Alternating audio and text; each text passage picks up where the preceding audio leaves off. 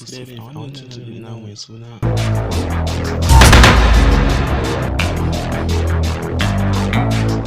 Corona virus, Allah ka tsare bayan Corona virus, aiko da fa'ilillahi.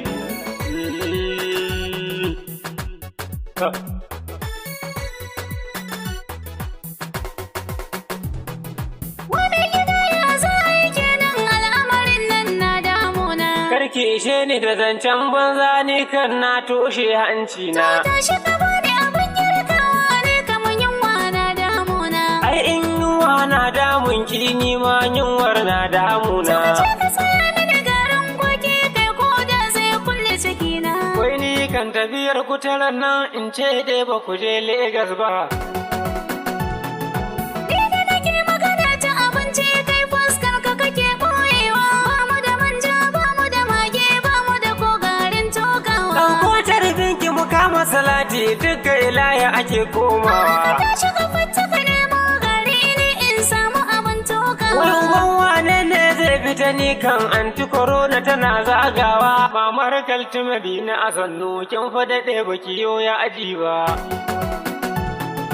Bani da ko sai in faɗa miki ke baki san haƙurin yunwa ba. Ko a abokai ka je ka nema ai na san ba za ka rasa ba. Allah na kula wannan matar ba ƙaunar in rayu take ba. Dan Allah ka fusata ka tashi an ce cuta ba mutuwa ba. Na san cuta ba mutuwa ba, kuma cuta ba inuwa ba. In ba gwamnati ce ta sake ba, ko windo ba zan leƙa ba.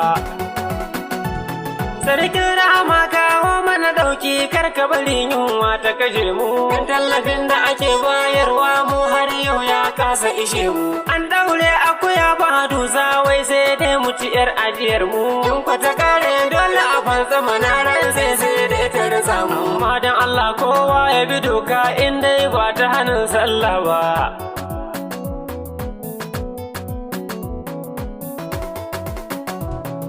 Sako ne daga sani liyali yanayin rufin na sanarwa mutane. Mu zauna a gida mu kiyaye al'amarin nan da ya hakunne. Mu bi shawarwarin likitoci kar mu bari kura ta ga kunne. In an zo tallafa wa mutane to ni din ma kar a cire. Don in ba gwamnati ta dafa ba ban san yaushe zan yi kiba ba.